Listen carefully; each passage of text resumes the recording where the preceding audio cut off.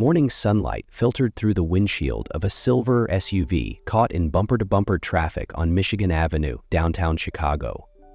Ethan Blake, 38, leaned back in the driver's seat, tapping his fingers rhythmically against the steering wheel while holding his phone to his ear. "No, we're not pulling out of the offer," he said firmly. "If they're too short-sighted to accept the terms, we'll find another partner, simple as that." He hung up before the other side could reply. That's when his eyes drifted across the street without thinking. A woman sat at the bus stop, brown hair falling softly around her shoulders, eyes down on her phone. 3 blonde boys played around her, laughing and gently shoving one another with the effortless joy only children carry. Ethan froze. A name echoed in his mind like a distant memory. Claire. 6 years. It had been 6 years since he last saw her, but there was no doubt that was her. Those eyes, that posture, and those 3 little boys, why did they look so much like him? Ethan swallowed hard, his heart pounding like someone was trying to punch through his chest from the inside. The traffic crawled on, inch by inch, but he no longer felt connected to anything around him. The world seemed to slow down, frozen around the scene on the other side of the street.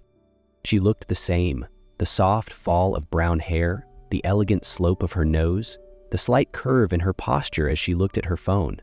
It was all too familiar. But what truly sent a chill through Ethan's spine wasn't Claire. It was the 3 children. Blonde hair, bright eyes.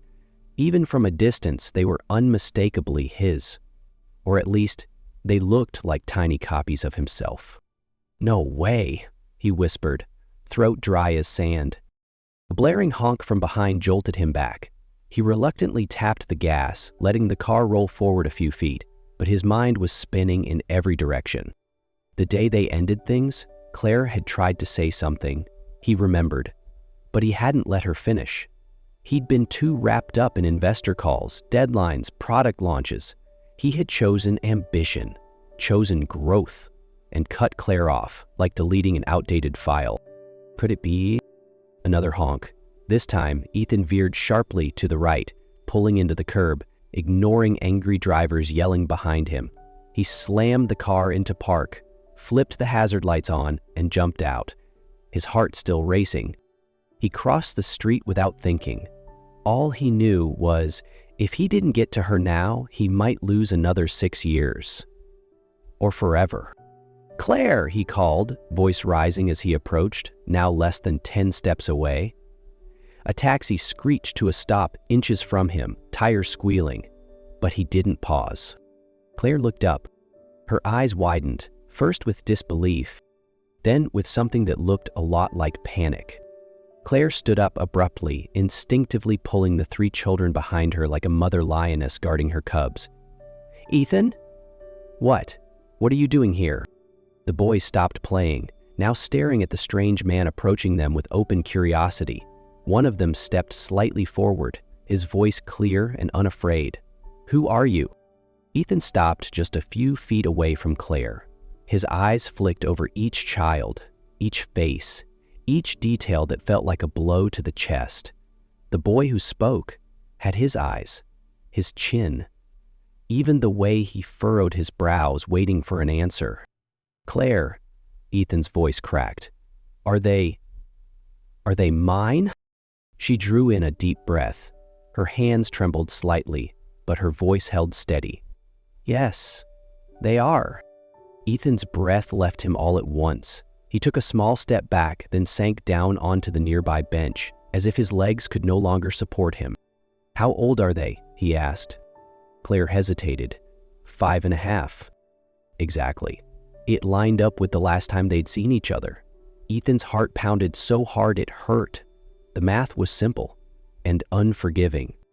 "Why didn't you tell me?" he asked, trying to keep his voice even, but the pain bled through.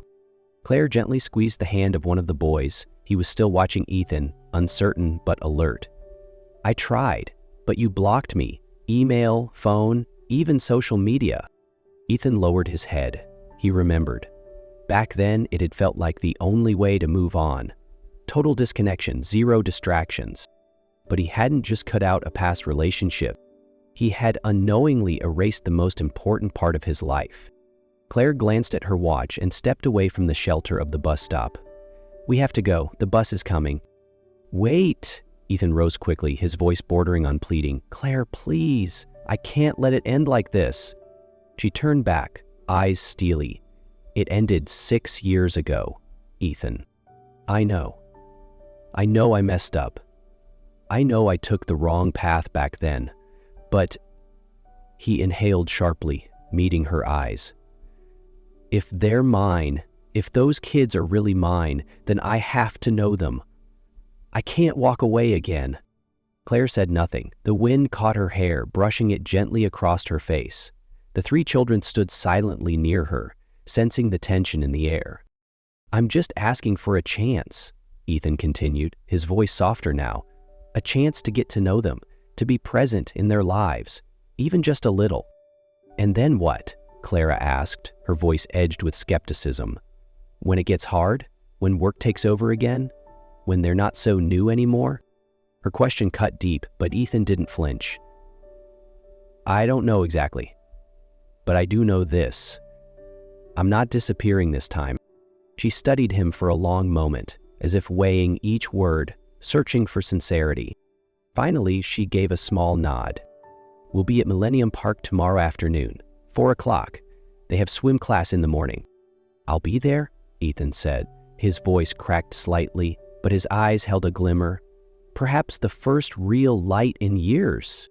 Ethan returned to his car like a man disoriented. He sat behind the wheel, still and silent, though his mind drifted somewhere between the past and whatever future awaited him. His hands gripped the steering wheel, palms damp with sweat. For the first time in years, he was facing something completely out of his control. Not a deal, not a deadline, but 3 little lives that had existed while he was gone.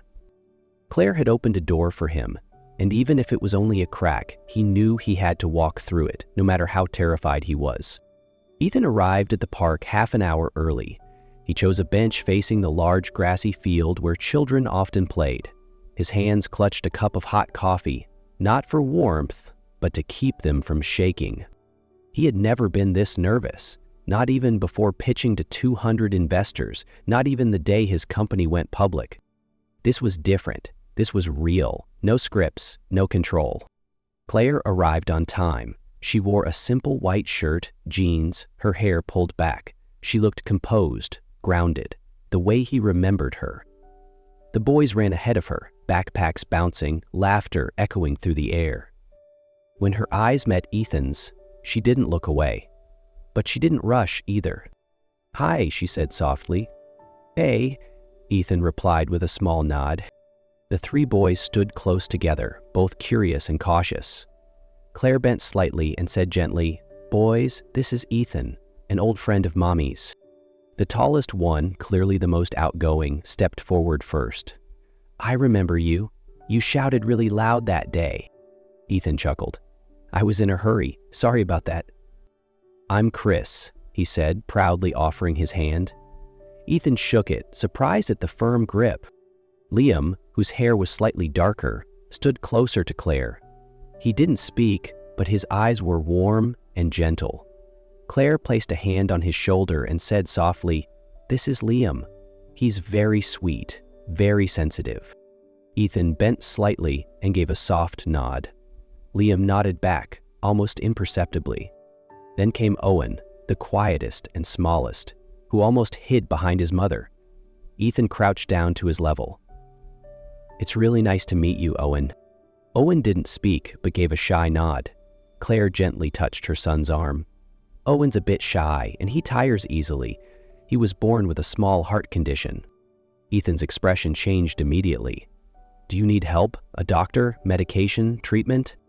Claire looked up, caught off guard by the sudden seriousness. "We're managing, Ethan, but thank you."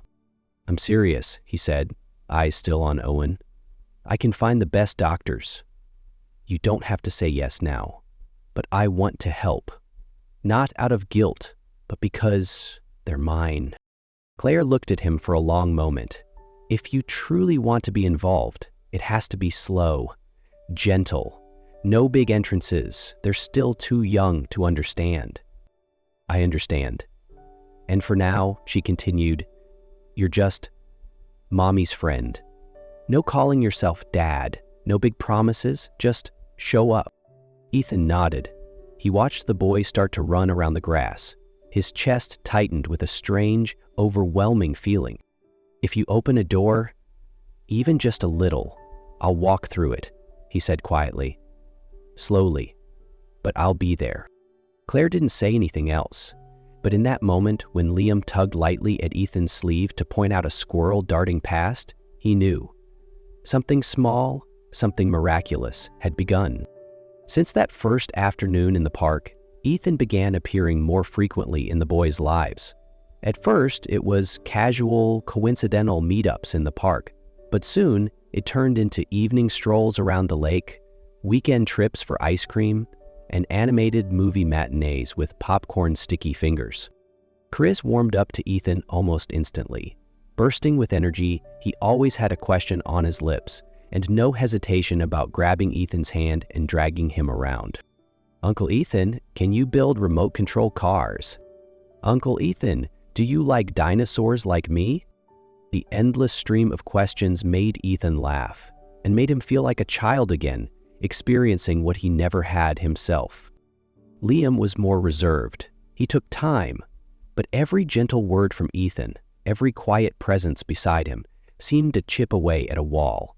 One afternoon in the movie theater, during a sad scene, Liam leaned his head gently against Ethan's shoulder. Ethan said nothing, just placed a comforting hand on his back. And in that small gesture, he felt an unspoken bond forming. With Owen, Ethan moved slower. Claire had explained more about his heart condition, regular checkups, limited physical exertion, daily meds. Ethan didn't press, but quietly searched for Chicago's top pediatric cardiologists, scheduled a consultation, and told Claire, you can take him, I'll cover it, no pressure. Claire declined at first, but after a mild fever that left Owen restless, she messaged Ethan herself. He didn't comment, just sent the address and said, I'll be here if you need anything. A week after the appointment, Owen sat beside Ethan at the sandbox in the park. They were building a sandcastle. Owen put his tiny shovel down, looked up, and said, Are you really our dad? Ethan froze. The question wasn't curiosity. It was recognition. Slowly, he replied, What do you think? I saw pictures of you and Mom in the album. Your eyes look like ours. And you're always here, Owen said softly, honestly. Claire, sitting a few feet away, had heard it all. She and Ethan exchanged a glance.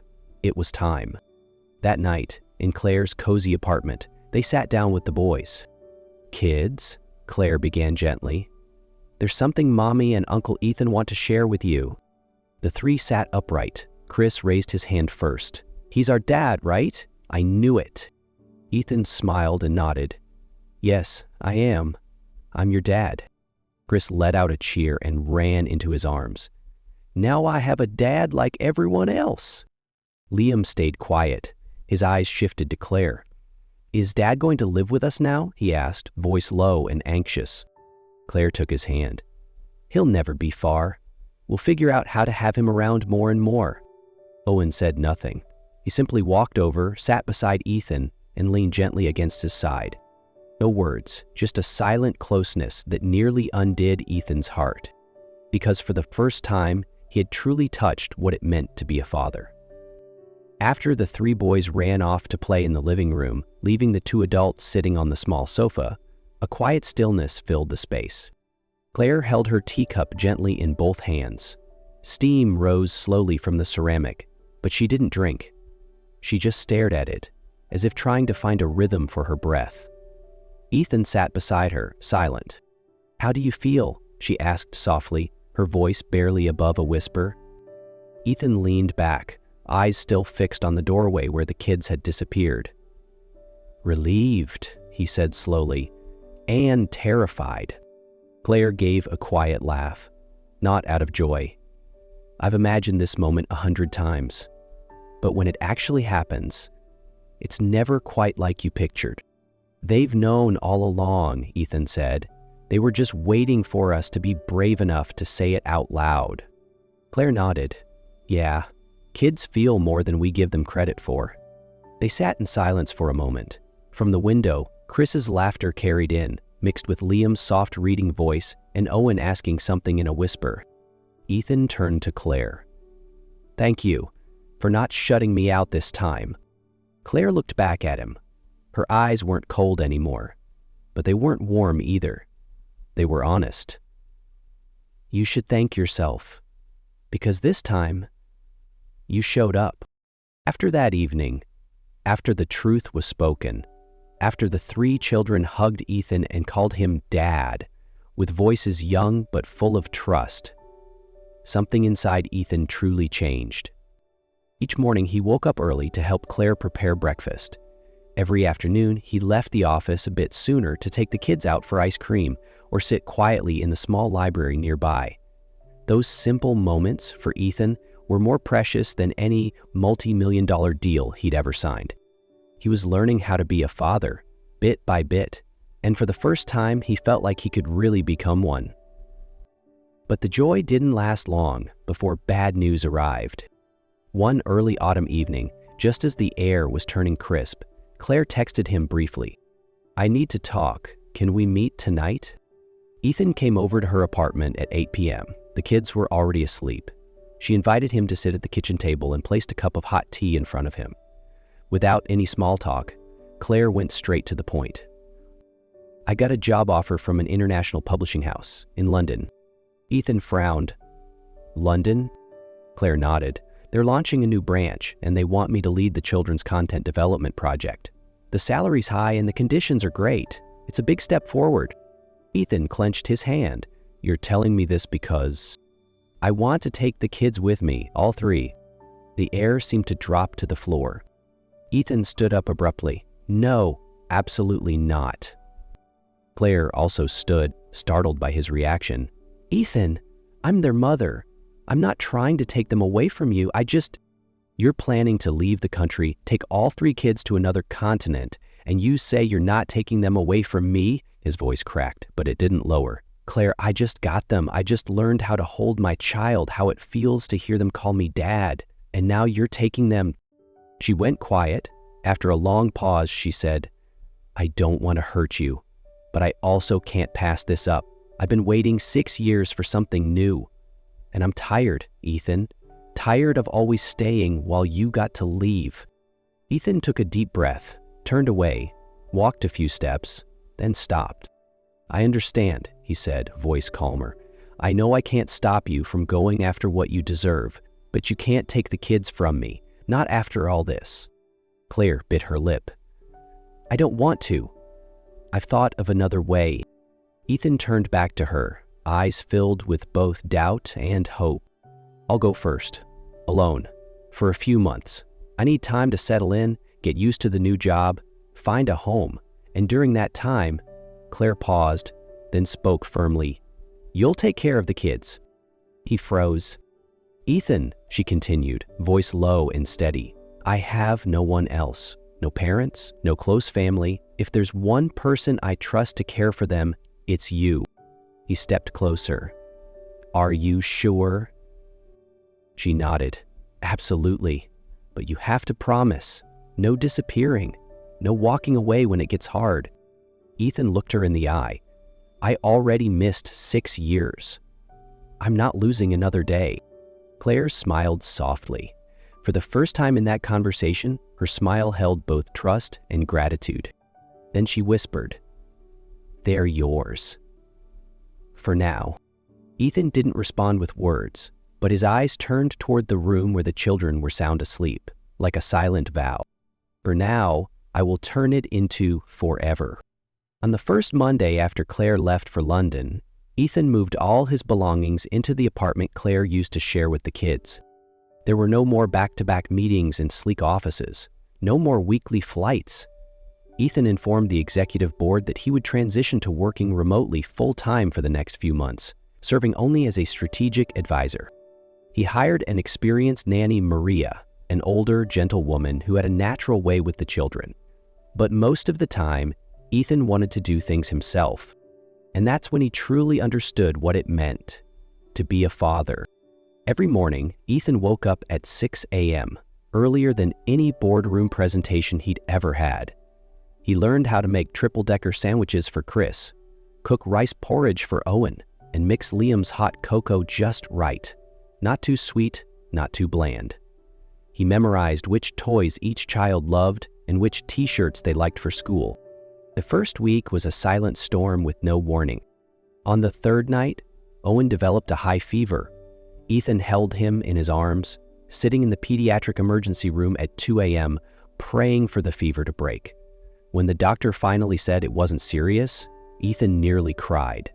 He had never been so scared in his life. Liam, the shyest of the three, was difficult to get close to. Every time Ethan reached out for a hug, Liam gently pulled away. But he watched, quietly, and remembered exactly who was there when he needed someone. Chris was the opposite. Bursting with energy, he often made Ethan laugh out loud with his questions. "Dad, why doesn't our dog talk like in cartoons?"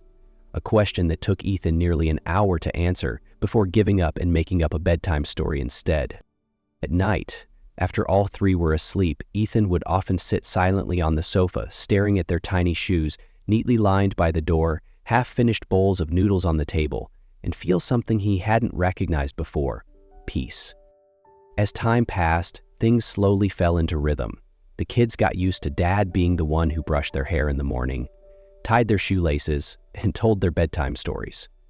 Claire called every weekend to video chat with the kids. But the miracle was, the children didn't miss their mom with sadness, but with a kind of love that felt whole and secure.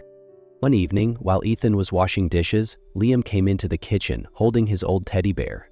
He sat down quietly and after a moment said, "Dad, I have to bring a family picture to school tomorrow. I drew one, but I don't know if I'm allowed to call you Dad yet." Ethan froze, his heart pounded so hard he could almost hear it. He walked over, knelt beside his son, and nodded gently. "If you want to, then you always can." Liam didn't say anything. He just wrapped his arms around Ethan's neck. For the first time, the hug wasn't big, but it left Ethan speechless. There was nothing left to prove, no more titles needed. From that day on, Liam started calling him Dad, no hesitation, no doubt.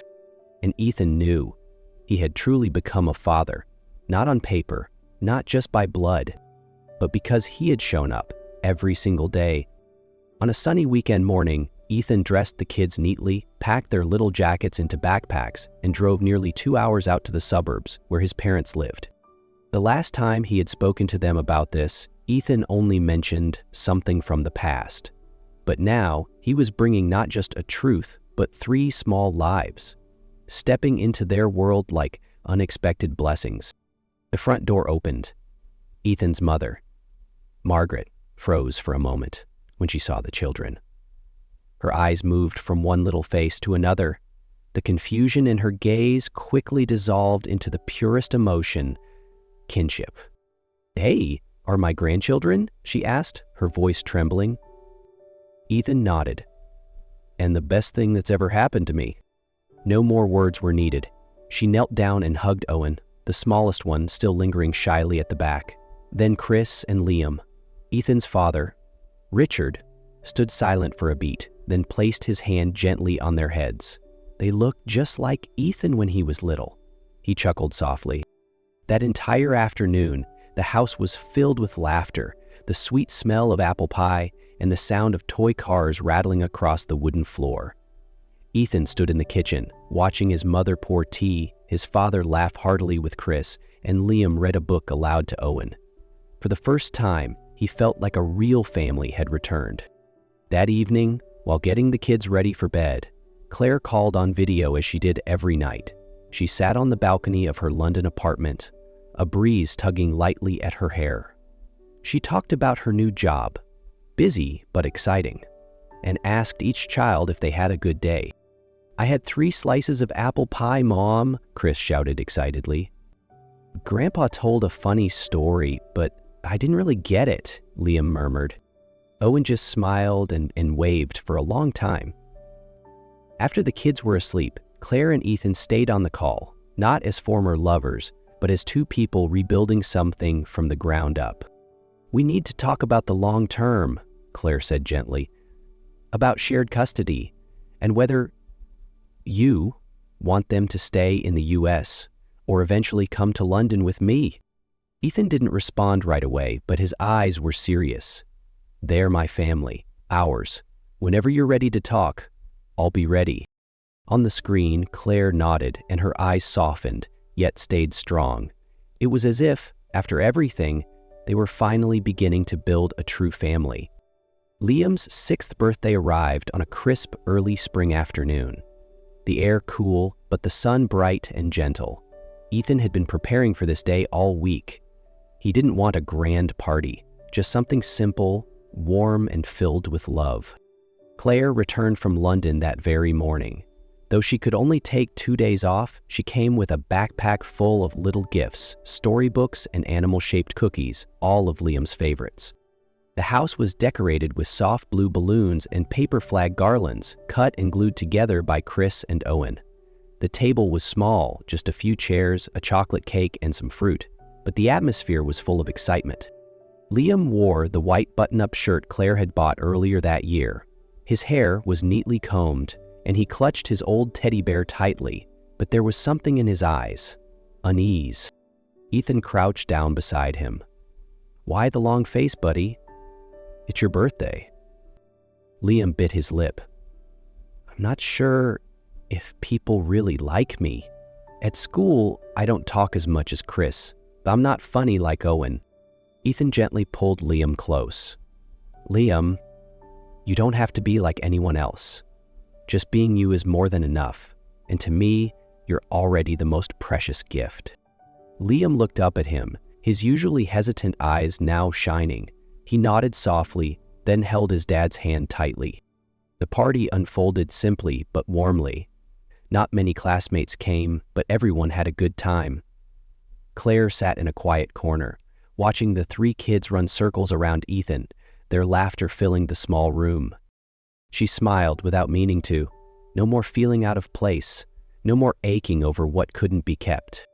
Only one truth remained clear. Even if they didn't live under the same roof, they were still a family, a real one. After that warm and simple birthday party, Claire stayed a few extra days. Not to supervise, not to check in, but simply to be present. As a mother, and as someone learning to accept that some things had changed. She watched Ethan more closely, not with suspicion, but with a quiet kind of gratitude. He was no longer the man who once lived for deadlines and ran from responsibility. Now, he patiently walked beside Owen when he got tired. He spent hours listening to Chris talk about superhero comics and knew how to lower his voice when Liam struggled to express how he felt. Claire realized Ethan had changed, not for her, not out of guilt, but because he had chosen to. Every small act, from remembering Owen's medication schedule to gently wiping Liam's hands after meals, spoke louder than any apology or promise. And in those quiet, uneventful days, Claire began to believe. Maybe, just maybe, they could build something lasting. Only in a new kind of way. That summer, Claire made a decision that left Ethan both surprised and quietly moved. "I'm not moving to London permanently," she said as they sat on their usual bench at the park. "I'll live between both places, some months here, some there. The company agreed to let me work partially remote. I want to stay close to the kids, and close to you in a different way." Ethan didn't ask any questions. He simply looked at Claire, not as a former lover, but as a companion fate had sent late, yet right on time. No more pressure, no more longing, just a quiet agreement between two people who had weathered the storm. A week later, Ethan officially filed the paperwork to gain legal custody as the children's father. Claire signed without hesitation. In her eyes, there was no fear, no defensiveness, only absolute trust. He had proven that he wasn't going anywhere anymore. The recognition ceremony was simple at the city hall. No flowers, no party, just three little children standing beside Ethan, their tiny hands resting on his. After signing the papers, Owen asked, "So now you're our real dad?" Ethan smiled, picked him up, and said, "I've always been your real dad. Today's just the paper that proves it." The day ended with a breezy afternoon at their familiar park. Ethan sat on the grass, watching Chris play soccer with Grandpa, Owen scribbling in a sketch pad, and Liam lying with his head on Ethan's lap, eyes half closed under the soft sun. No ringing phones, no urgent emails, just children's laughter and a clear feeling in his chest. True success doesn't live in high-rise offices. It lives right here in this moment, when three little voices call him Dad, and he knows he's earned it. Not a love story revisited, not the kind of love that asks for forever, but a new kind of love, the kind that grows from staying, from showing up, from building something real together.